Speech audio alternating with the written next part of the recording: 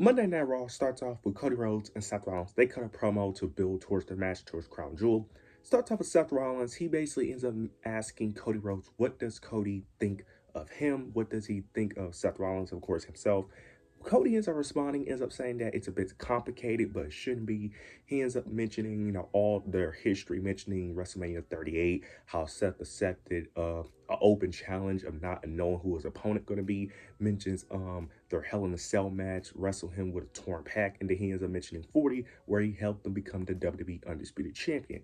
Then he ends up mentioning how Seth Rollins is one of the best and can easily be the best in the company when he's at his fullest potential, but the best version of Seth Rollins does not hide behind the vision. Seth Rollins is responding back, and then he ends up mentioning the vision, of course, mentioning how the vision is it's the future of the company and all that. Then he ends up mentioning how Cody Rhodes constantly mentions how he's the best, in interviews he constantly mentions how he's the quarterback of WWE. He's the leader. He's the one he's the one that's the best in charge, the best to put in position to lead the company forward.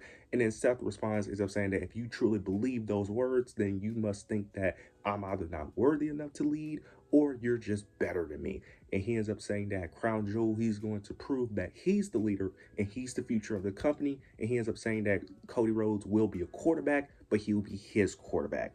Then Cody Rhodes ends up responding. He ends up taking offense to that, of course, because towards the end, Seth Rollins ends up saying that he's the alpha between the two.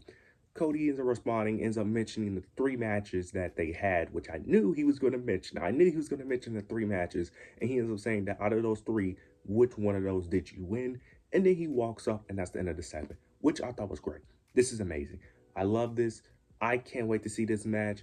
I'm more excited than last year when it comes to this than Cody Rhodes match at Crown Jewel, because I knew Gunther wasn't going to win it. With this situation, I can actually see a world where Seth Rollins wins. I think he needs to win this time.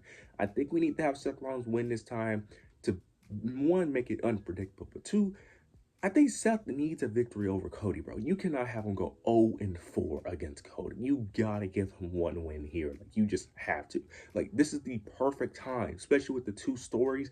Plus, I also think this will lead into War Games, because I think Cody may be in the War Games match, because I can easily see this playing out into the War Games match where Seth either cheats to win or beats him some way where Cody doesn't respect it in some shape or form. And this eventually puts Cody in the War Games match, because, like I said, I don't know what you do with Cody afterwards, because who does Cody face after Crown Jewel? I guess you could continue the Drew McIntyre feud, but we all know he's not losing, so it's like, I guess. But I can easily see Cody Rhodes being in a War Games match. So this is very interesting. I like what they're doing here. I can't wait to see how that build plays out, because this was great. This was a great segment. I can't wait for this to continue. Now we end up getting Stephanie Vaquer. She ends up just cutting a simple promo. Nothing too major here. Her becoming the new women's world champion. Not gonna go in depth with the promo. It was just the babyface promo becoming the new world champion. She ends up thanking the fans, thanking the crowd, mentioning her hard work, etc. But this was mainly just to, speak about. I'm mainly going to speak about this mainly just to speak about the potential of her at Crown Jewel. We didn't get no segment between her and her opponent, because Tiffany Stratton is going to have a match on Friday on SmackDown between her, Nia Jax, and Jade Cargill to become either new or retaining WWE Women's Champion. That could be very interesting. I don't know how I feel about it, because that build is not going to be good. I'm just going to be honest. That build is not going to be good, because Stephanie already is someone who, as much as I like her, and her English is decent, it's really good, I will say she still needs someone to carry a story. She is someone that needs someone to carry. And no offense to the women, no offense to Tiffany and them, they cannot carry a story. And I like all three. Jade is not there yet. Nia, I like Nia. She has improved greatly, but she is someone who also cannot carry a story. She's a really good heel. She would make the most logical sense in terms of heel babyface dynamic, but I don't see her winning. I don't see Jade winning. I'm assuming Tiffany will retain, and I don't know how I feel about a Tiffany Stratton and Stephanie Vaquer feud with both of them being baby faces. Now, if Tiffany was a heel, I would actually like the matchup a lot better. But with them both being baby faces and Tiffany still being like, she acts like a heel, but she's a baby face, it's very weird. I don't expect the build to be good, but I expect the match to be great. So I'm excited for the match, but the build, not so much. But we'll see how it plays out. But I'm excited for Stephanie McCurr on title reign. Let's just hope that they continue to feature her on television, actually build some story around her after Crown Jewel, and not get lazy. But that's my main fear with Stephanie holding that championship, is that they're going to get very lazy and they're not going to do anything. But to be fair, they may just put her in the War Games match to be even more lazy. So we'll see how this plays out. But this was a good segment overall. We end up getting Bayley versus Roxanne Perez in a singles match. This match ended up coming official due to last week, due to Bayley helping I think Lyra, if I'm not mistaken, from getting jumped from the Judgment Day, of course. Um Bayley ended up asking Lyra to be her helping hand, to be ringside with her to prevent Raquel from cheating. Raquel, of course, ended up interfering, but Lyra ended up, the numbers game didn't take advantage due to it being even. Towards the end of the match, though, Roxanne was getting the upper hand, and then you get Bayley out of nowhere. She starts hearing those voices in her head again. She starts rubbing her head, and she starts getting a character change. She starts switching to her other personality, and then she just completely annihilates Roxanne. Like, she went from losing the match to all of a sudden becoming like she just automatically start hulking up, and like it was crazy. It's like she automatically just gained a comeback from just becoming a heel. It was crazy. After the match, though, you get Lyra. She was hugging her, and Bayley took offense to that and pushed her to the ground and starts berating her. So I like what they're doing here, because before, when she asked her to be ringside, Bayley pretended like last week didn't happen. She pretended like she didn't berate her last week. She pretended like everything was just fine and that she had no memory of what she did last week. And now this week, again, she's probably going to do the same thing next week, where she's going to forget that she even pushed Lyra, and she's going to pretend everything's good. I like what they're doing here. And Lyra's facial expressions are hilarious, because Lyra is just completely confused, don't know what to make of the situation. I love how Bayley is just gaslighting her into thinking Lyra is just tripping, that she's delusional. Like, no. I love what they're doing with this Bayley character. This is amazing. I'm very excited to see the potential of this. And she picked up the victory, which I'm happy. But to be fair, it was against Roxanne Perez, who is someone who takes pins anyway. So I'm not going to act like that's a huge sign of her being a credible threat. But I hope they continue to have her win. This character is amazing. I'm excited to see what they do with this story, bro, because this character has a lot of potential and can really fill the void of Naomi. So I'm hoping that this character really goes very far. This is very interesting. We end up getting JD McDonough versus Rusev. This match ended up becoming a thing due to Dominic needing some help with Rusev going after his Intercontinental Championship.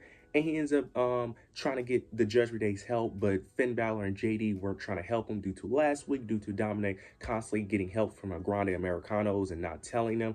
And then Dominic ended up saying that he basically doesn't need the Judgment Day, so they end up refusing. But then Roxanne did some convincing to JD, and he decides to help. But Dominic already made this match official even before JD agreed to the match, which was very hilarious. And I'm going to be honest, at this point, Dominic is the heel in this situation. Because originally, when I thought of the dissension of the Judgment Day, I always thought that Dom would be the babyface due to Liv Morgan. But the way Dom is acting in this situation of constantly not telling his Judgment Day members, doing things on his own, and doing this, he gotta be the heel, right? Now, to be fair, none of them are really baby faces, but he kind of has to be. There's no way you could just make him the baby face in this situation anymore. Now, I feel like when they do break up, he's going to be a baby face due to him being the most over. But as of right now, he is definitely the bad guy in this situation.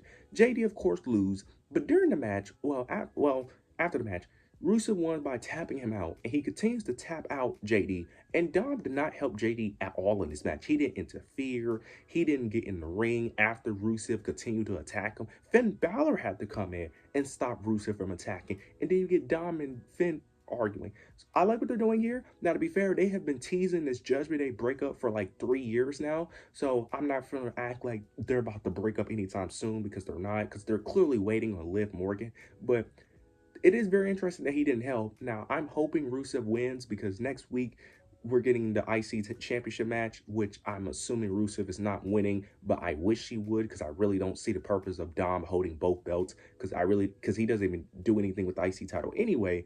So I don't really see the point. Same thing with the Judgment Day. Get them tag titles off of them. They don't need the titles, to be honest, to continue this story. This story does not need the championship. But very interested to see how this plays out, though. We end up getting a singles match between Jey Uso versus LA Knight. Jey Uso requested a singles match against LA Knight because he feels like LA Knight cost them the match, which I did assume was going to happen. Now, I didn't think it was going to be a singles match. I thought it was going to be a tag match set up by Adam Pearce. We get the singles match. The Vision comes out, they interfere in the match. You end up getting LA Knight attacking the Vision, gets distracted. Jey Uso ends up taking advantage and picks up the victory. After the match, though, you get the Vision. They was about to attack LA Knight, but Jimmy Uso comes out for the save, preventing them to attack, and Jey Uso did not help at all. Jimmy was trying to convince Jey to help, but he refused to do it. I like what they're doing with Jey's character, giving this new edge to him, being this guy who's not focused on helping others. I like what they're doing with Jey Uso. Very interested to see how this plays out, because also it was another segment where Cody tries to talk to him. Jey is not really listening to Cody. He's just staring at Cody's championship. I love that aspect. Now, I don't expect Jey to go after Cody. Like, he's not. I highly doubt Jey's going to be the next opponent for Cody at any time soon. But I like that they're having Jey kind of doing like what Trick Williams kind of did when he lost his NXT championship the second time, where he's decided to spiral, lose his mind, go out of control due to him losing that championship. They're kind of doing the Trick Williams route from NXT, having him lose his mind, kind of go to that darker path due to him not being champion. So I like what they're doing here. This is very interesting. I can't wait to see how this all plays out. Now we get the main event. Asuka versus Rhea Ripley. Match became official due to Asuka continued to be disrespectful. She was confronting Stephanie McCurr. Rhea Ripley, of course, is annoyed, so she just requests the match. This match was great. Towards the end of the match, Rhea Ripley gets a pinfall. Then Asuka ends up hitting the miss. Kairi Sane and Asuka ended up attacking. Now, throughout this entire thing, Asuka kept on trying to get Kairi to attack Rhea Ripley throughout the match to cheat, but she kept on refusing until towards the end. And then during this entire thing as well, when she missed Rhea Ripley, Kairi hesitates to attack, but then eventually she does attack. Io comes out. She tries to make them stop attacking Rhea. It looked like they was about to, but then Asuka ends up attacking Io Sky. And then the same thing happened where she wants Kairi to attack. She hesitates, but then she eventually attacks Io Sky. This is great. I love this storyline. This is very interesting. Now, this could also set up the potential of Io Sky and Rhea Ripley becoming tag team champions, because they're definitely going to tag team against the Kabuki Warriors, and that could potentially lead to a tag team championship opportunity for sure. So I like this storyline. I'm very interested to see how this plays out. A heel Asuka is always the most interesting in my opinion. I love this because we've been needing a heel, especially in that main event for the women, because ever since Naomi left, we've been missing that void. Asuka and Bayley are the two women that can fill that void. I like this. Very interested how this plays out. Plus, Kairi, I love what they're doing with Kairi. I love every single week. I am excited to see the whole segment of Asuka constantly calling Kairi name. It is hilarious every single week. And I'm excited to see what they do with Kairi, because Kairi being the babyface in this situation, even though she's a heel technically by her actions, but she acts like a babyface because she doesn't want to do it. She's just being manipulated. So I love that they're doing this. This was a great Raw.